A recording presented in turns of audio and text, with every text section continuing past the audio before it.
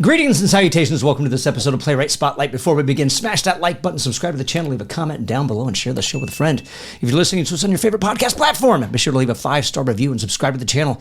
My guest today is a playwright, actress, and director. She is a member of Theater West and participant in their Writers in Residence series here in Los Angeles, California. She is also the creator of the web series It Takes a Village and Psychotherapy. Plays include Tequila Sunrise, Starry Night, Leaky Brain, Syndrome, Home Depot, A Perfect Evening, and Have a Heart. Her most recent play, Pointy Scissors, opened November 7th at Theater West in Los Angeles as part of their West Fest series and closes December 10th. We'll be sure to leave a ticket link below in case you live in town. And ladies and gentlemen, please welcome Clara Rodriguez.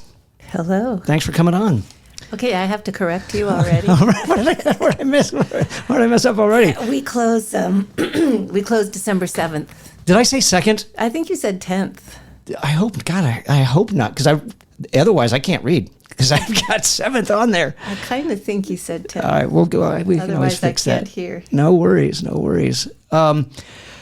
So I guess I want to kind of start with those writers in residence. Obviously, you have to live in Los Angeles to participate in this, and this is not your first rodeo with them, right? I belong to Theater West. It's a membership company, and so all the writers in residence are company members. So it's not like just any old, like you. You couldn't do it. Right. I have to be a member first. Okay. So it is strictly company membership. Yeah, if you were looking for, a place to, produce your play. Right. You'd have to join first. Right, but what about even being part of the writer's room to where even if it's not produced, or is that part of the writers in residence, is the whole thing is that you get a production afterwards, no matter what? Oh, no, you don't get, no, it's not no matter what. Okay. No. You submit, and then I guess it's the artistic board. Honestly, I can't remember who picks, but people submit, and then they get chosen.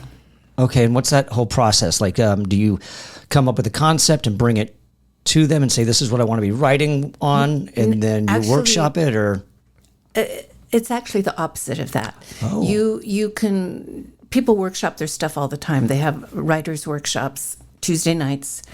You bring stuff in, you work it. Okay. But for this, there was it was wide open. You just, whatever you want to, so long as it's a full-length play, they wanted full-length plays for this. Sure. So for me, I didn't actually workshop this at Theater West very much. Oh, okay. But I am a member, and I love it there. So it just happened that I had just finished it. Hadn't really even had a chance to workshop it there. Okay. And then I submitted it. Okay, so all right, so it's kind of like you said, it's the exact opposite. You submit the play, and then they choose it. Yeah. Okay. So, were you writing before you joined Theater West? Yeah, I was. Okay. I was. Playwriting or other things? Both. I wrote manuscripts and I wrote web series, a couple of web series. Okay. All right. Yeah. Now, what's your background in writing? I mean, did you study it, or is it just something because you've been acting so long that it finally just kind of like, I'm going to dip my toe in the pool and dive in head first? Yeah, it was sort of like that. It's the stupidest thing. It was my husband lost his job. This was a long time ago. He lost his job. We were broke. We had 2 little kids, and I said, "Don't worry, I got this. I'll write a screenplay. It's not a problem." So I sat down and wrote a screenplay. It was, and then it turns out I love writing. I didn't realize that before, but I really love writing. So I've been doing it since then. So is your love of writing what you just enjoy it so much? It's that easy for you to sit down and do it. Because I love writing as well, but I don't always sit down and do it, and it's only until I finally sit down to do it that I'm like, oh, this is kind of fun. I actually like this. Oh, yeah. I see what you mean. Well, there are times in my life when I don't write, when I'm doing other stuff and I don't write. So, I guess if I don't feel like doing it, I don't do it. I just do it when I want to. So where do you find your inspiration then in that regards? And then is that the is that what motivates you to sit down and finally write when you have an idea? No, not always. No. A lot of times I just decide I want to write something for something. Like Theater West has West Fest every year, Right, which is right. just a series of generally short pieces. Sometimes they're longer ones. So I'll decide I want to write some stuff for West Fest. And I have a friend. I always try to include my friend in a piece. So I don't necessarily have an idea. I just start and then see what happens. Okay. And what role does that friend play? That's not a co-writer or anything like that? Is it just an actor or something like that? My friend I'm going to Seema. write this down just a little Okay. bit so we can see your face. There you go. My friend Seema is she's 101. Oh, my goodness sakes. Yeah. God bless her. Yeah, she's great. And she's a great actor. She's really good. But at this point, it's kind of hard for her to remember lines, right? Sure, sure. So every year I write something. I hope this doesn't make her feel bad. I don't think it makes her feel bad. I just write stuff that has fewer and fewer lines every year. Sure, sure. So this year, she didn't have any lines, but it doesn't matter. She's terrific. She steals the scene, whatever she's in. She's great. So was your work being done prior to Theater West? Did you have any previous stagings, or was Theater West really the open door that really get you onto the stage? I guess I think it's safe to say that. I like I said, I've written web series that I would put my friends in. They're just Sure. and I would used to do stuff like with my kids, but that's not very big, right? Right, sure. So yeah, I have produced. It's an evening of short pieces at Group Rep. I belong to Okay. Group Rep too, so I've done that there. So What do you find are the differences between Group Rep and Theater West? what's funny is that they're kind of very similar. Okay. They've both been around a long time, and I think that there's like stereotypes. There's like got to be careful what I say here. Well, but you can say stereotypes. You don't have to use names. You can just but I'll say. say, there's like this type of person at Theater West, and then there's like a similar sort of parallel at Group Rep. So they're very similar. Group Rep produces more plays. Theater West does more workshops. Okay. But now they're starting to, this is the first time they've had a season per se in a while, which makes it tough to bring in an audience, because you don't have like the subscriber base. But Did they used to? yeah, I think they did. Okay. I think they did. But that was a while ago. And so that what they would do is they would put on plays sporadically, but it wasn't like a regular season. Right. And now they're starting to do that. What does is there a fee to these? What's the difference in fee? I'm assuming it's a monthly. Yeah, it's a monthly fee. Yeah. It's $60. Both of them are the same. Okay, all right. And then hypothetically, as far as somebody like really who might be struggling, like the last guest I just had on had a really hard time getting his work produced. Yeah, that's hard. He would get a lot of compliments about it, but a lot of people wouldn't. Oh, we're not taking this, we're not taking that, and then where we don't do original works, and then all of a sudden next season there was original work, but it was because it was a company member. Yeah. So do you recommend, is that a great avenue to go just to kind of maybe, I don't know the details. I know that they offer some breaks for people who can't afford it. I mean, both theater companies have big hearts. Sure, they're sure. kind people. But I don't know the details about that. It's as far as how that works exactly. I think Theater West is a good place to go if you want to workshop something. And there is, like especially now, there is a good chance to get your piece produced.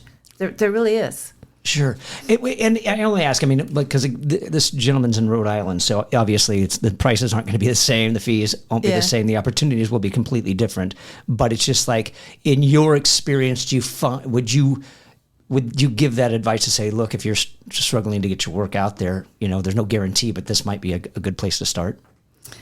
Yeah, but for somebody in Rhode Island, Anybody, because being Yeah. part of a theater company where you're part of a writers group or anything like that, I have to imagine if they do focus on playwriting, there's going to be opportunities for playwrights that are part of the company. Yeah.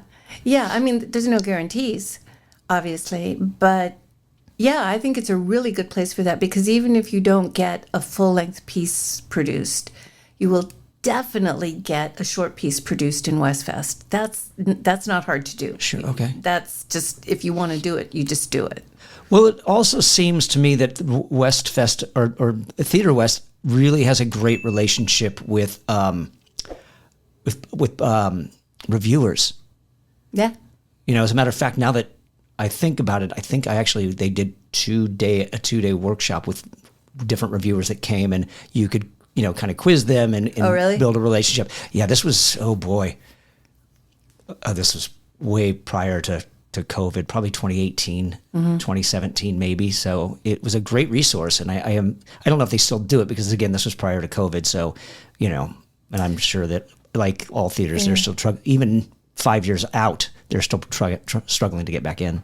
Well, my play opened November 7th, and I think so far, And runs through December 7th, not December 10th.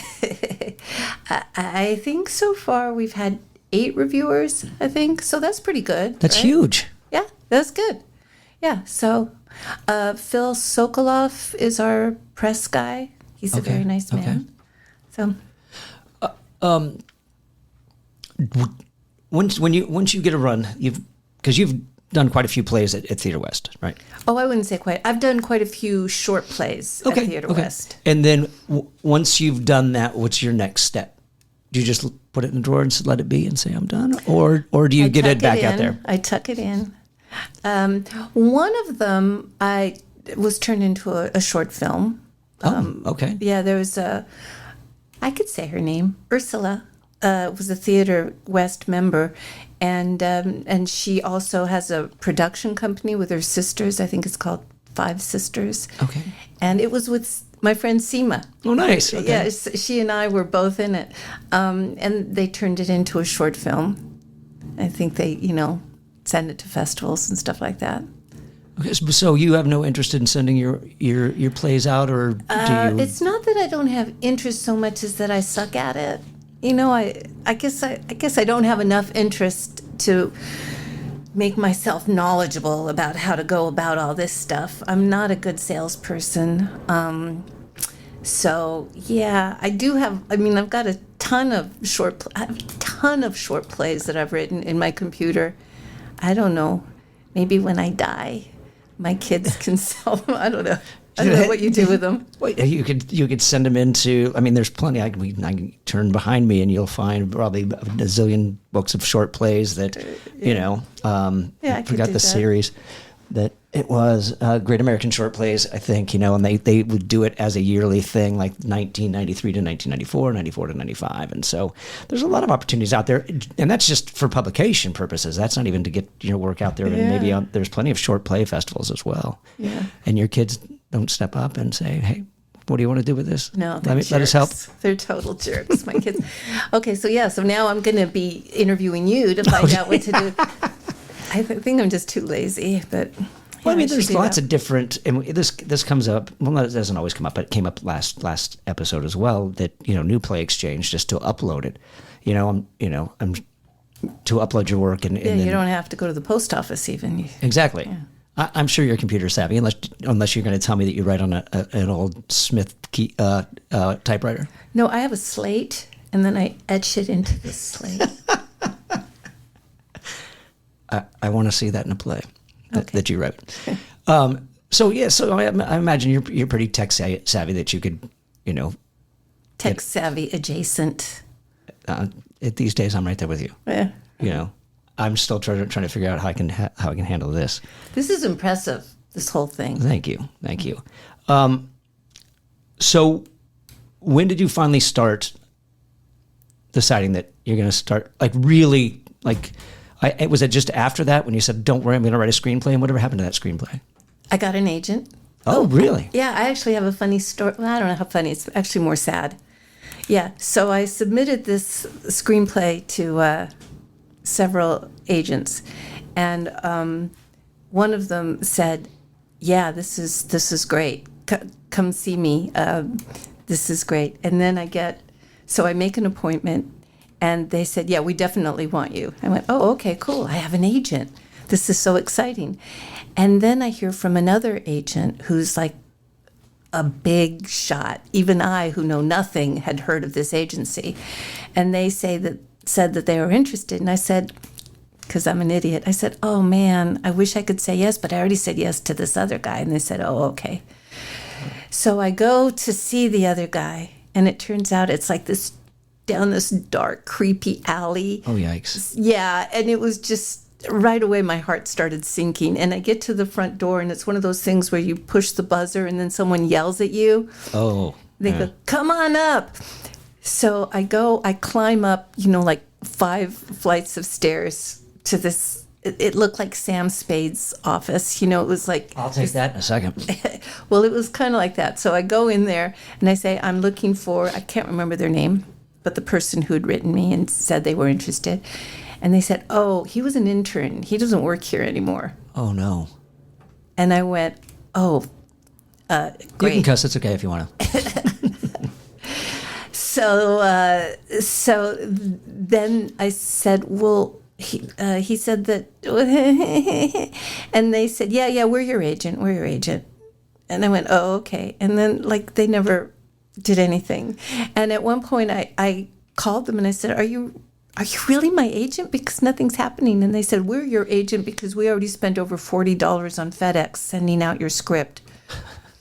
And I was such an idiot. I just went, okay, and that was it. And nothing ever happened. So you didn't think about calling that other place back and saying, look, I got shafted. It was a scam. I got to tell you, if it happened now, I think I would. But at that time, I was young and naive and low self-esteem issues. I think, I don't know. I didn't know what to do. I didn't know how people did these things. And so I just didn't do it. Well, you still own it, right? Nobody optioned it, so why not get it back out there? I guess I could. I don't think it's very good, though, anymore. I don't know.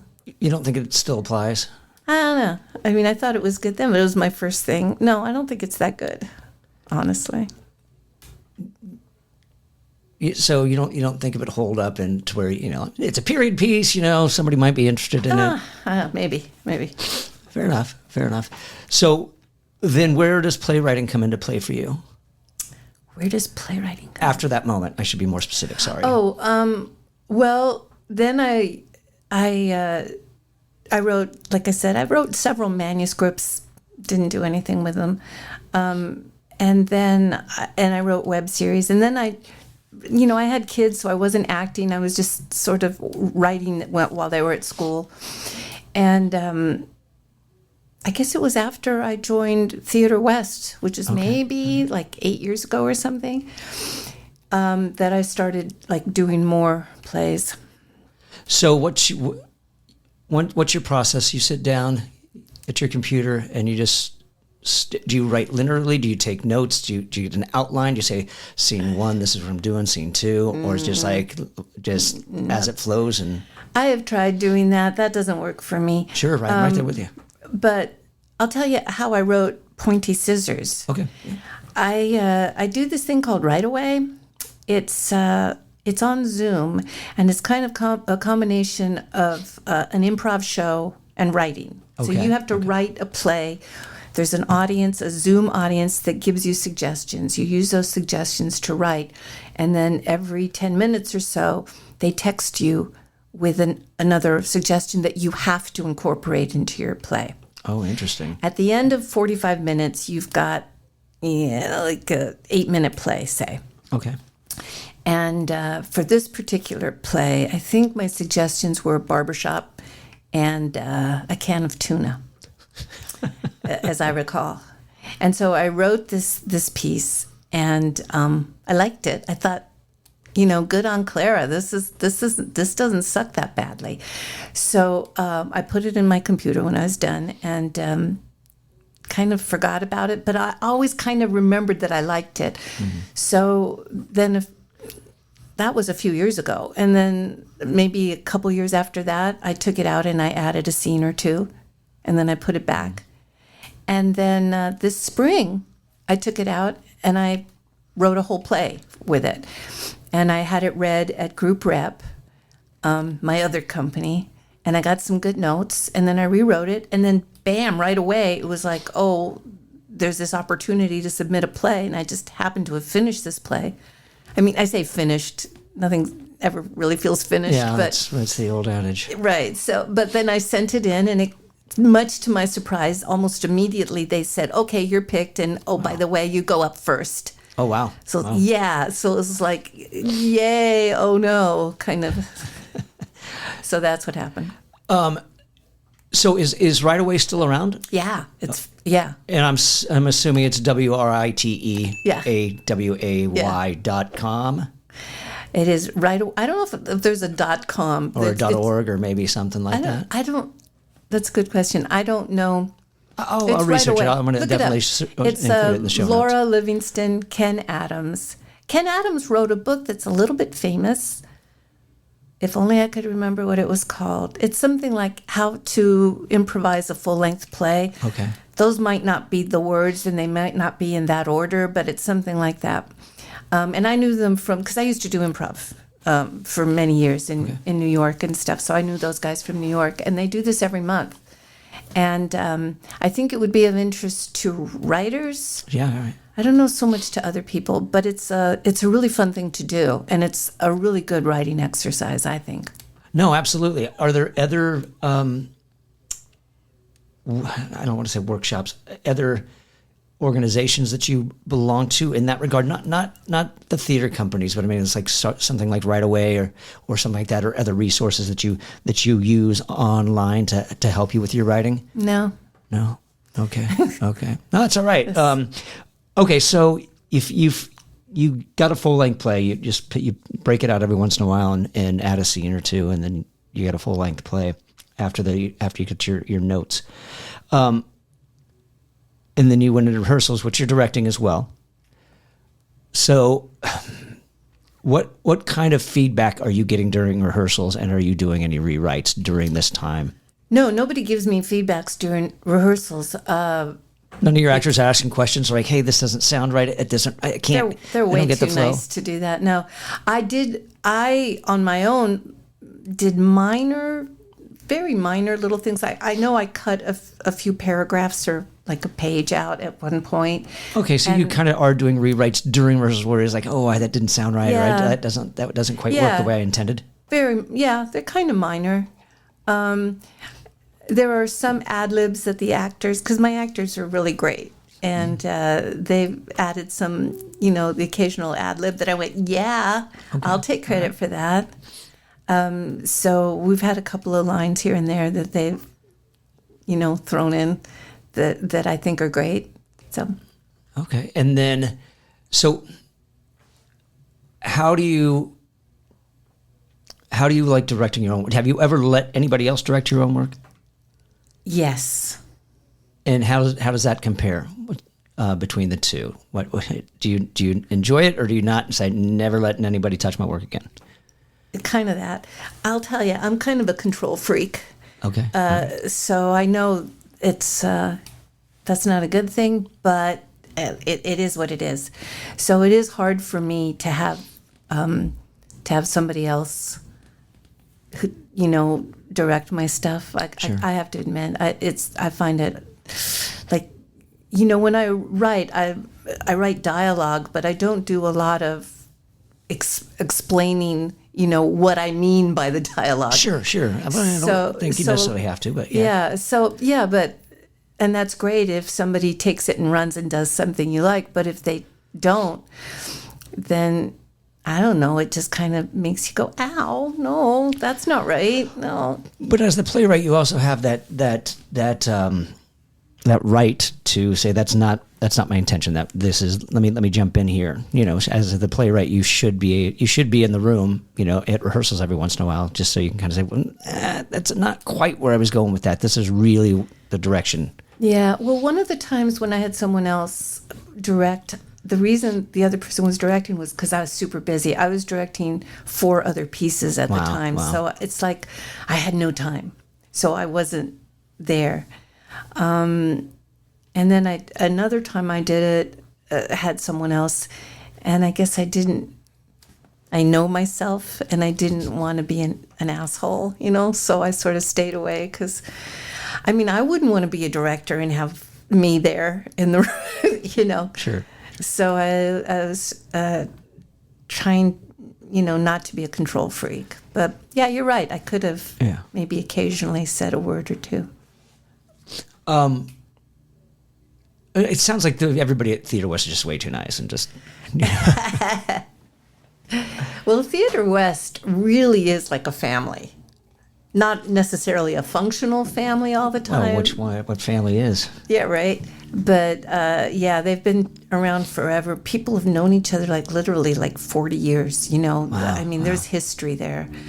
But there's a lot of love. People care about each other. Ultimately, even if they're not always in agreement about every little thing. Yeah, it's a good place. Okay, good. So you said that this is the first series they've done in a long time? Like a season. Yeah. Yeah, okay, I would think so. Yeah, I don't recall a season like this for a while.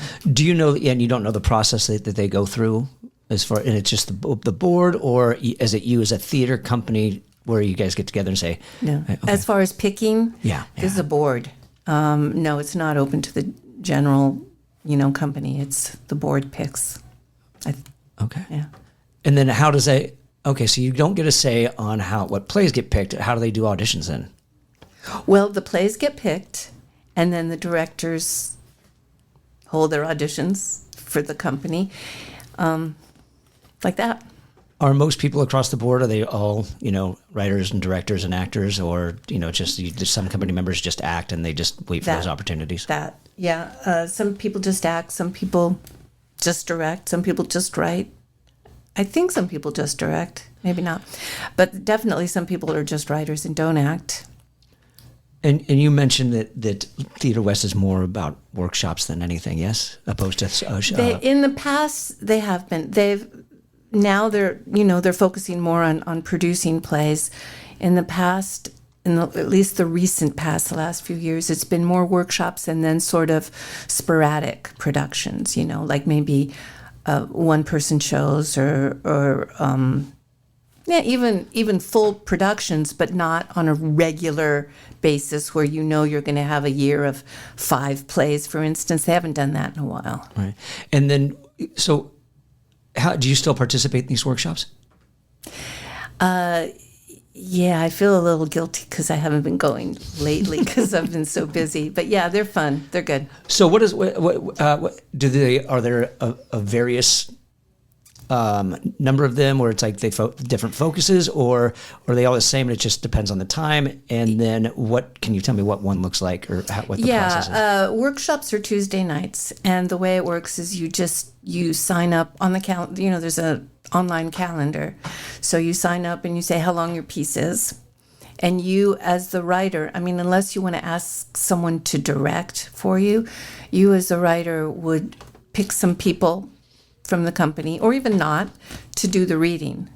And then the play is read in front of anybody from the company who wants to go to the writer's workshop. And it isn't necessarily just writers who go. And then they give you feedback, and there's a way that feedback is done. There's rules. As the writer, you don't get to defend your work. You just listen, basically. And you can, agree or not, but and so that you don't have a lot of debate or discussion. Basically, you listen, and then you can think, well, they're full of shit, but you graciously say thank you anyway. What other rules do they have? Well, that's the big rule. That's the big rule. What other rules do they have? Well, as far as being an audience member who gives feedback, don't know if this is a rule, but it's a good policy to be constructive. Yeah, you try not to give directorial notes. Just like you should do this. Yeah, or something that would be affected by a director. But it's really hard to separate sometimes what is the writing and what is the direction. Sure. Yeah. But that I think the best kind of feedback is the kind that doesn't tell you what not to do, but rather tells you what to do. Right.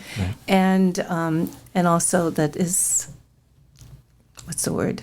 Specific, and that is constructive, positive. Not assholey. Right. So at that point, I mean, can you take your the notes, go apply what you think works for your work, and then bring it back the next week? You can bring it back a million times. You can just keep bringing it back. I mean, there are some people who do that, well, not every week, but who, spend quite a bit of time on one piece. Yeah. Well, I would kind of think you have to. Yeah. I was in a writer's group, and I had to change my own rules where it was like bring in 10 pages and then get notes, and then I would go back and work, but I was always working on the same 10 pages. Yeah. Rather than I can't take this in until I finish it. Once I finish it, then I can take 10 pages in at a time and go through that, So, I mean, but to each his own, because I'll keep working on the same thing over and over again. Plus, it's hard to give feedback on just a part of something too. Sure. When you don't see the whole, you don't know where it's going. You don't see the arc. It makes it tricky to give feedback. So let me ask this first. What do you think? What is the most fun, or what is the strongest proponent of playwriting that you have? Whether that's dialogue, character, and how detailed do you get into it? And I don't know how to separate character from dialogue. It's sort of the same thing. The funnest part for me, I think, I don't know if fun is the right word, but I like living in the world.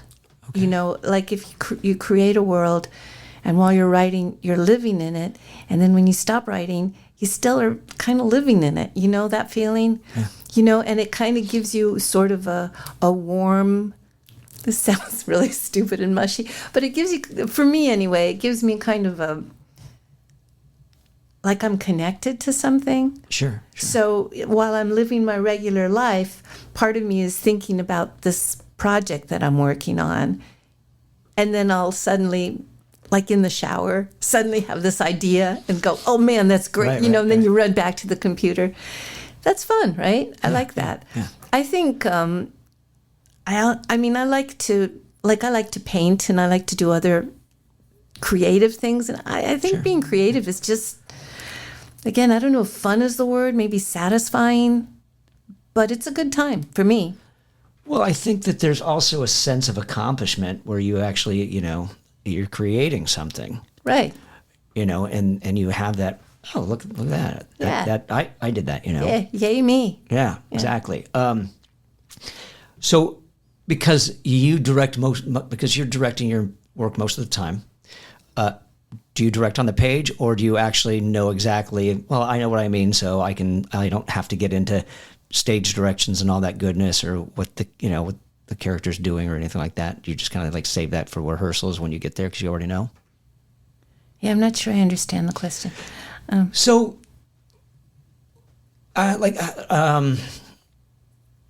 more like in including like maybe parentheticals or or stage directions where he does this behaviors or Well, because I assume that maybe this is the same for other people who write. I rewrite so much. I rewrite. So by the time we get to rehearsals, like I kind of have these voices in my head. I kind of know how I want things. I think I'm open to what the actors bring. But if I don't like what they're doing better than my idea, right, sure, then I sort of gently try to, coax them. And I also think it's a little bit different for comedy. I mostly write stuff that at least tries to be funny. Right. Okay. That's kind of fun for me.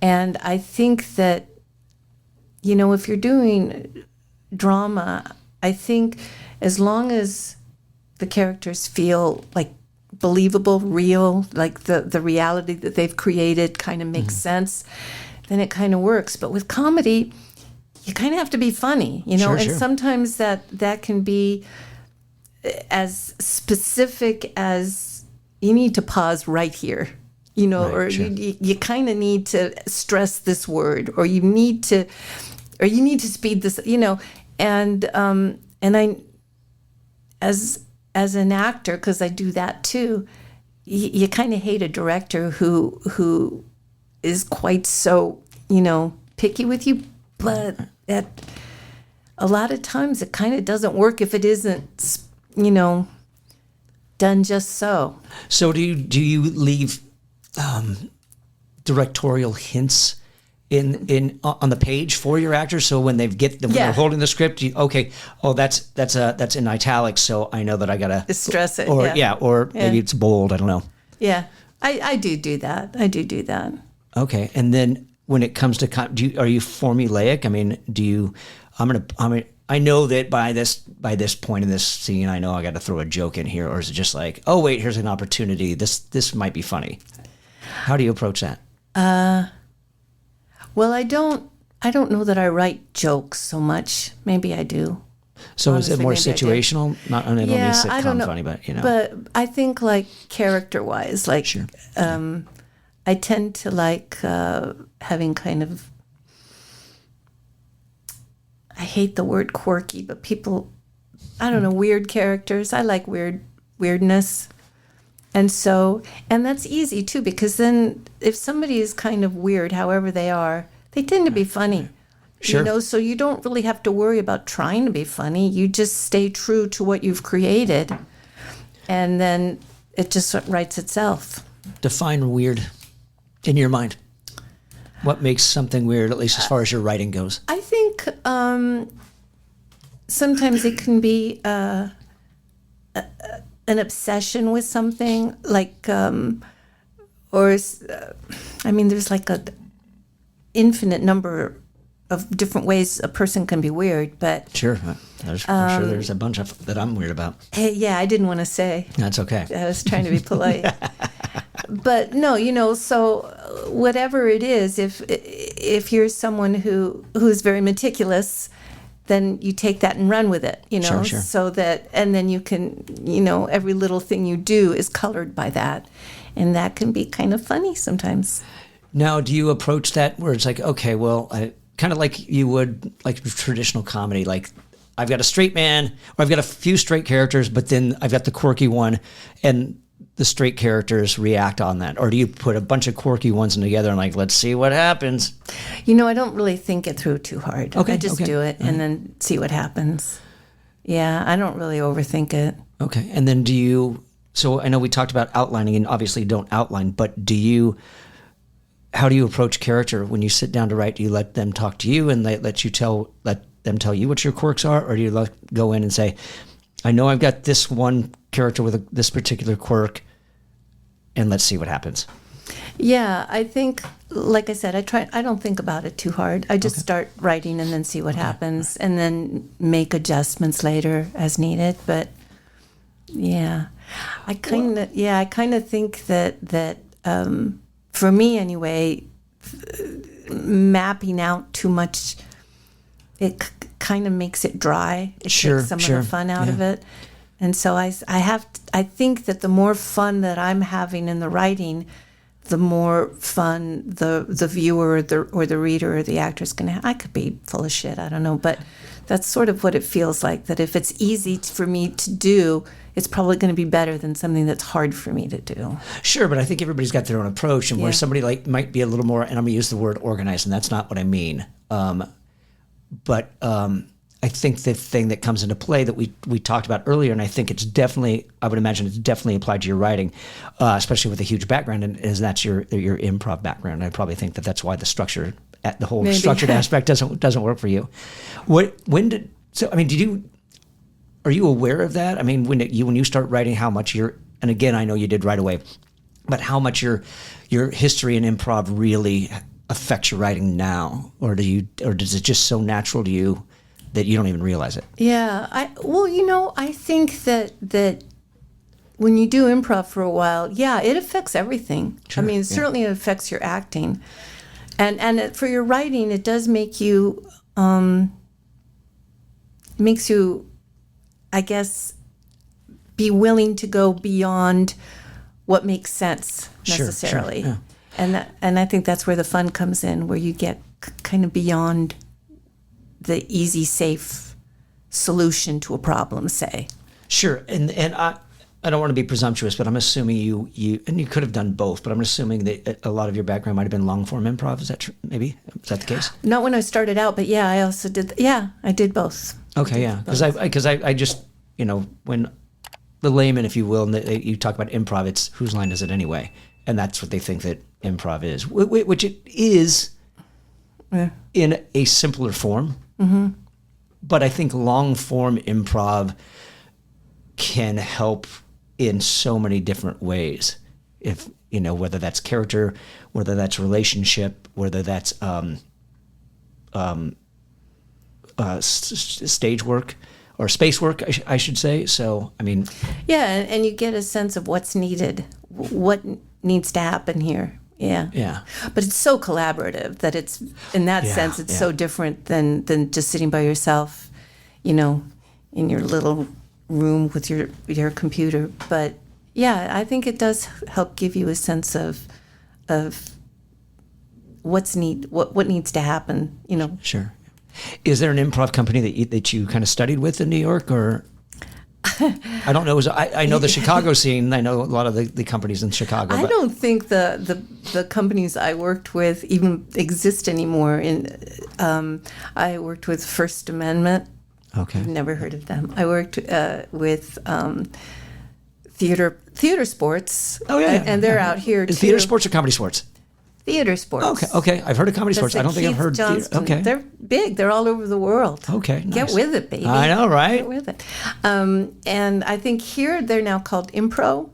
Okay. Have you heard of improv? I have not. Where have you been? I'm only with the top what 4, and one of them doesn't even exist anymore. Actually, I think they're about to reopen in Chicago, but I could be wrong. Improv does. They do like long form, and they do like Jane Austen improvised, or sure. or mystery improvised, or stuff like that. But when I was with them, they were theater sports, and I could say some names. I don't think you would have heard of any of them. I don't know that they even exist. Yeah, I just wasn't sure if because I mean everybody has their different style. Like Groundlings is more character based. USB is more about the game of the scene. Uh-huh. I went through IO West, and IO West was more relationships. They were more about relationships. And then I think at Improv Olympics. No. Yes, exactly. And then Second City, I want to say that theirs is more writing based, and not that Groundlings isn't, but they get to that point later. But with what did I just say? What was the name of the group? iOS? No, not IO West. iOS is what I said. No, Second City is what I meant.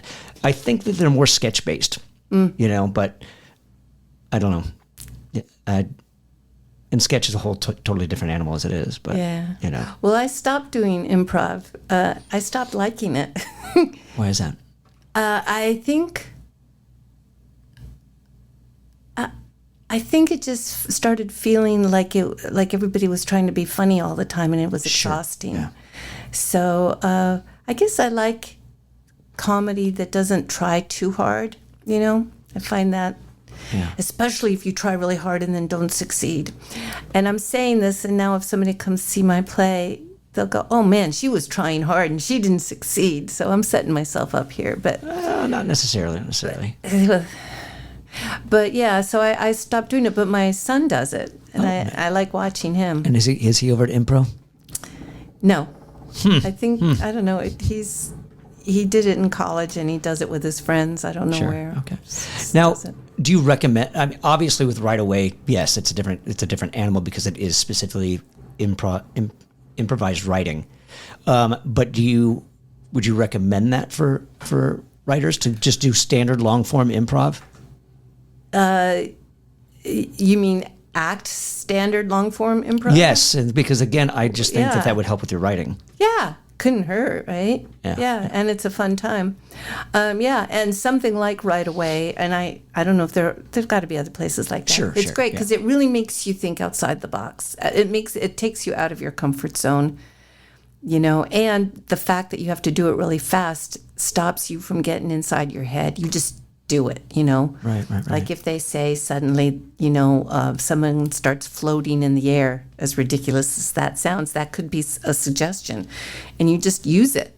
And it's kind of amazing. You might not want to keep that in if you're going to use that piece to turn it into an actual play, but it's kind of surprising how well some of these ridiculous suggestions can be made to work. Sure, It sure. surprises me all the time.